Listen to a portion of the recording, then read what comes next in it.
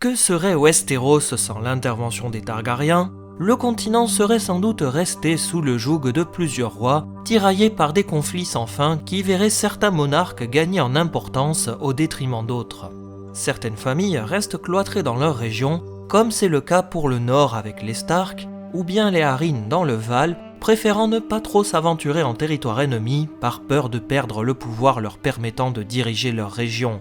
C'est ainsi que nous allons désormais accoster sur les côtes de l'île de Père-Dragon, qui fut la demeure ancestrale de la famille Targaryen pendant de nombreuses années, avant la conquête et la construction du Donjon Rouge.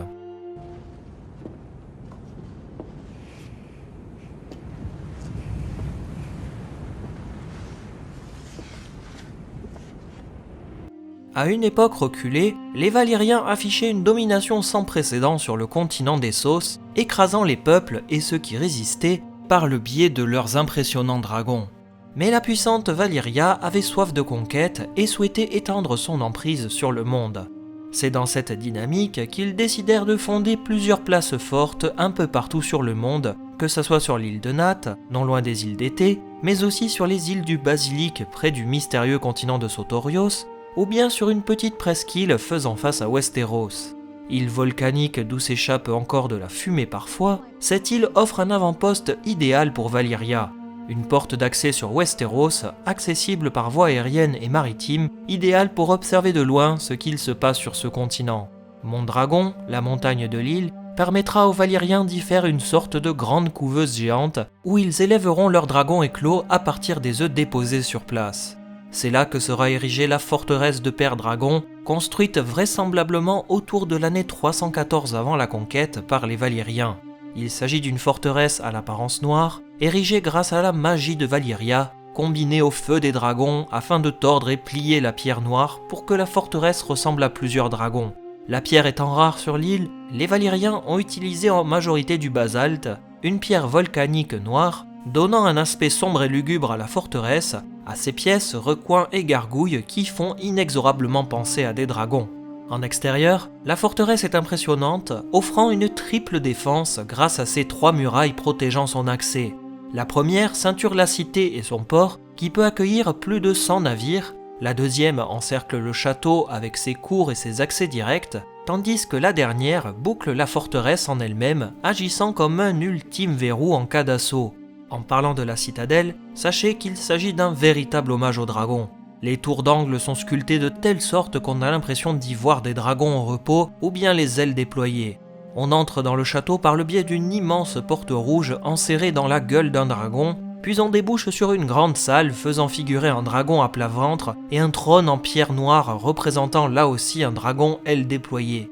Les cuisines représentent un dragon roulé en boule, et la fumée des fourneaux allumés s'échappe par les narines du reptile. Des immenses ailes enveloppent l'armurerie et la forge du château, tandis que des arcades des portes offrent des gravures de ces nobles créatures, mais aussi des queues des dragons qui accompagnent les escaliers et marches. Les Valyriens ont même poussé le vice jusqu'aux repose-torches dans le château, taillées telles des griffes de dragon. De nombreuses rumeurs font aussi état de passages secrets vers l'intérieur de Mont-Dragon. Si l'on se penche sur l'organisation de Père-Dragon, elle est d'une composition classique avec des salles dédiées aux invités, à la famille du seigneur, ses courtisans, des salles des gardes, un petit septuaire où Aegon le Conquérant placera les statues des 7 taillées à même le bois de ses navires. Ces statues seront par la suite peintes et ornées de pierreries en tout genre sous les successeurs d'Aegon, et elles seront détruites par Stannis Baratheon sous les ordres de la sorcière rouge Mélisandre. Les cellules sont placées sous le château et offrent des conditions de détention déplorables où les prisonniers sont bercés par les vagues qui martèlent les murs humides et grouillants de rats. On peut également se balader dans le jardin seigneurial, appelé aussi le jardin d'Aegon, où l'on croise d'immenses arbres à l'allure sombre et épineuse, le tout embaumé d'une odeur de résine persistante. Le donjon central de Père-Dragon est appelé la tour tambour car la capacité de résonance de cette dernière est impressionnante par temps de tempête. En haut de cette immense tour, le seigneur peut y tenir un conseil de guerre autour de la table gravée d'Aegon. Il s'agit d'une vaste salle ronde où trône la table peinte longue de 15 mètres et large de 7 à 4 mètres selon l'étroitesse du continent, laissant apparaître une gigantesque représentation du continent de Westeros, commandée par le futur Aegon Ier Targaryen en vue de sa conquête. La chaise du seigneur de Père-Dragon est surélevée afin d'avoir une vision d'ensemble de la table. un mobilier conçu par les Targaryens pour les Targaryens. Si Père Dragon n'a pas toujours été la demeure de cette noble famille valyrienne, elle fut tout de même récupérée par les exilés de Valyria. En l'an 114 avant la conquête, Daenys la rêveuse eut un rêve prophétique voyant la chute de Valyria et de ses possessions lors d'un immense cataclysme. Son père, Einar Targaryen, choisit alors l'exil loin de Valyria, préférant ne pas défier le destin et se fiant à la vision de sa fille. Les nobles de Valyria se moquèrent de lui, voyant là un mouvement fourbe de la part des Targaryens, préférant s'éloigner de l'antique cité car ils étaient en position de faiblesse sur le plan politique au sein de l'Empire. Une version qui suscite encore des critiques de nos jours. Arrivant sur les rives de Père Dragon, les Targaryens s'installèrent et prirent leur quartier dans la forteresse valyrienne. Ils étaient entourés par les Velaryons et Celtigar, deux clans valyriens qui ne possédaient pas de dragons, mais qui jouaient tout de même un petit rôle dans la politique de Valyria, et qui avaient eux aussi pris possession de deux îles proches de Père Dragon. Trois familles considérées comme des aventuriers perdus d'avance par les autres familles valériennes. Ces derniers doivent à présent se retourner dans leur tombeau sous-marin. Engloutis par le terrible fléau de Valyria en l'an 102 avant la conquête, ils ne laissèrent plus que la famille Targaryen sur Père Dragon comme dernière famille de seigneurs dragons. La forteresse servira par la suite de point de départ à la conquête d'Aegon et deviendra un lieu de repli en cas de conflit, comme ce fut le cas sous les rois Aenys et Maegor, ou bien durant la terrible danse des dragons, où elle sera occupée par le clan des Noirs défendant la cause de la reine Rhaenyra. Un lieu iconique traversé par les âges et les nombreux Targaryens qui l'auront habité, devenant même un symbole avec le titre de prince de Père Dragon qui sera décerné à l'héritier légitime du trône de fer.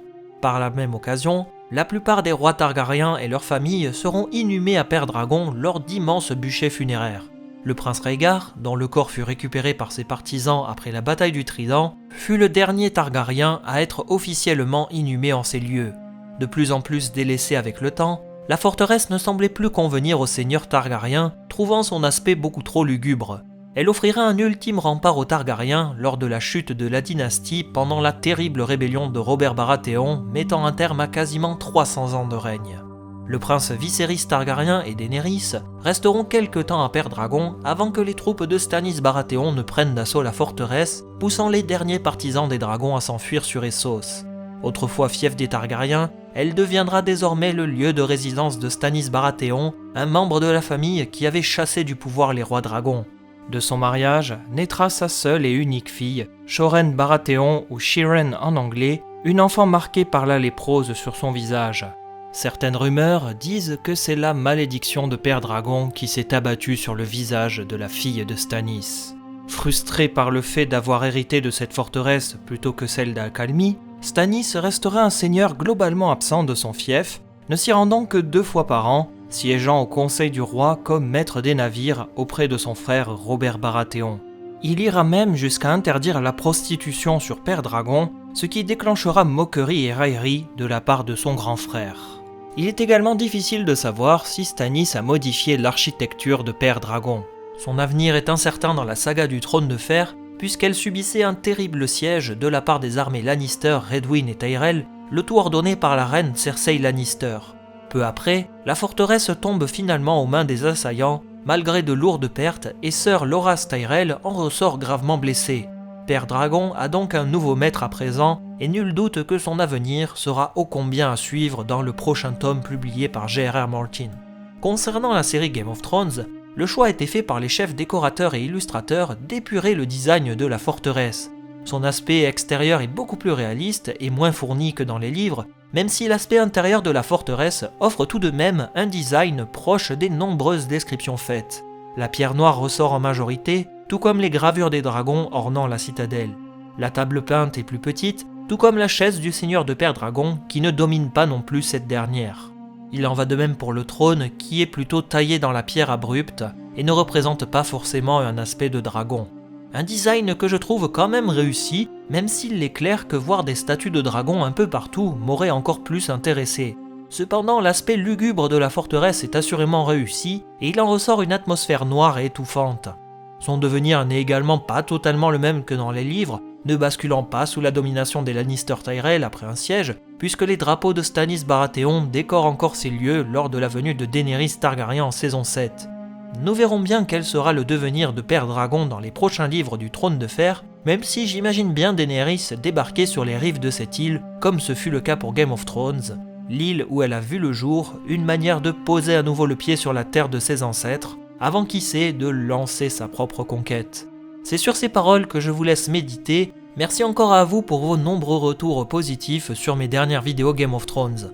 N'hésitez pas à me suivre sur mes réseaux sociaux, Instagram et Twitter comme d'habitude, et on se dit à très vite pour de prochaines explorations. Bye tout le monde!